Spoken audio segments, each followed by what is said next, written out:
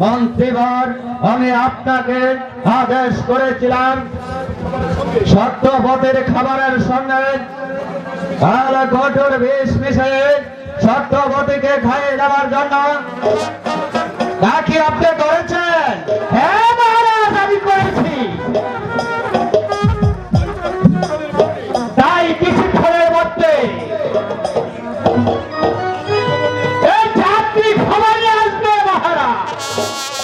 এই সত্যবতীর গর্ভের সন্তান এই দুনিয়ার থেকে বিদায় হয়ে গিয়েছে। হ্যাঁ মহারাজ, অপেক্ষা করুন, এই মুহূর্তে খবর এসে বলবে।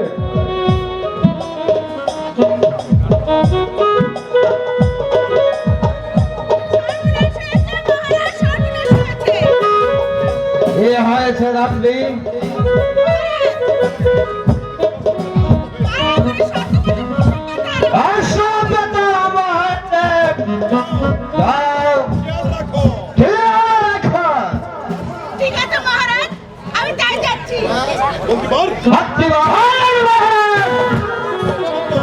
কি করে সম্ভব?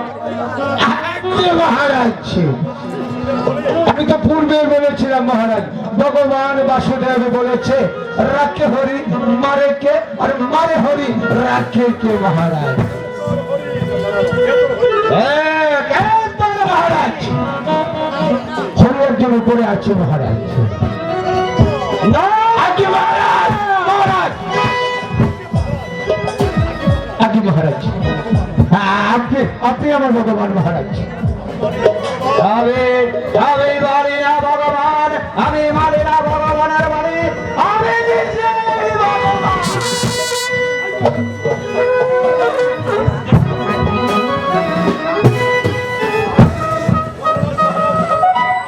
সর্বনাশ মহারাজ, সর্বনাশ। কি হয়েছে রাত্রি? মহারাজ, কারাগারে সত্যপতির একটি সন্তান হয়েছে।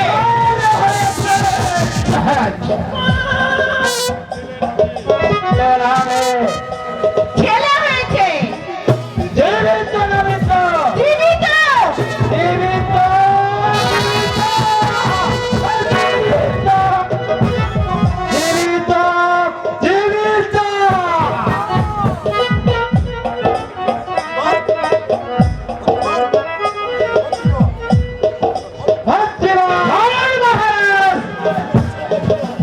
কি করে সম্ভব হল মন্ত্রীবর? আগে মহারাজ, শাস্ত্র বলে জ্যোতিরং হৃদয়ং চাতরং। কথার অর্থ কি?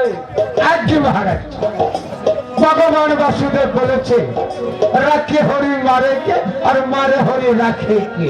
আগে মহারাজ, তোমার পণ্ডিতি রাখো।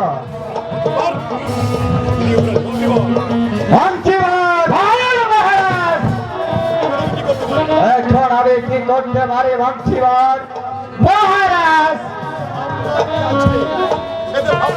এতে ভাবনার কি আছে মহারাজ? আপনি আমাকে আবারও আদেশ করুন, সত্যবতীর গর্ভে যে সন্তান হয়েছে এই নতুন পাতিলে ভরে এই সাগরকে আমি নির্দেশ করে দেব। দেখবে আপনার চির শত্রুকে এই সাগরের মাঝে খেয়ে ফেলেছে মহারাজ।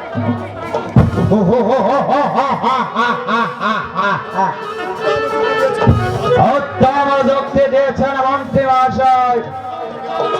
আমি আপনাকে আদেশ করলাম এই মুহূর্তে রাত্রিকে ডেকে সত্যবতীর গর্ভে যে সন্তান হয়েছে সেই সন্তান কি একটা মাথিলার মধ্যে বসে তাকে তুমি সাগরে চলে না যাই হবে, শুধু তাই হবে।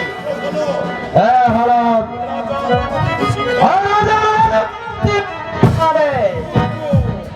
হয়তো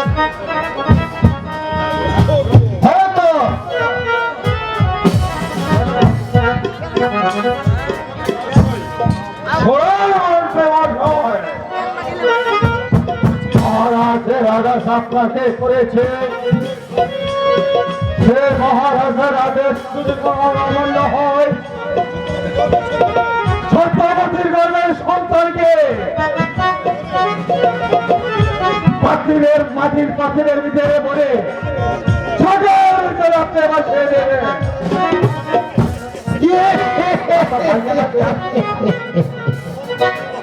মন্ত্রী আপনিও জেনে আপনিও জেনে রাখুন রাখুন, ভগবান বাসুদেব বলে রাখে হরি মারে কে, আর মারে হরি রাখে কে।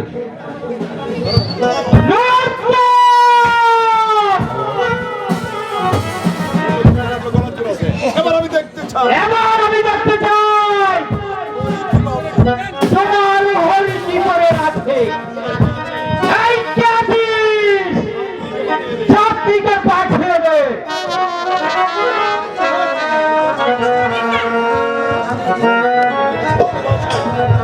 আমাকে ডেকেছেন কথা তোমাকে দেখে যাচ্ছি। বলুন কি করতে হবে? ছোড়া যাত্রী সন্তান হয়েছে সত্যবতীর গর্ভজাতক সন্তানটি হয়েছে। সেই পাটিলের মাঝে পড়ে সাগর তলে না। সাগর জলে পেটে দেবে। ঠিক আছে, আমি তাই করব।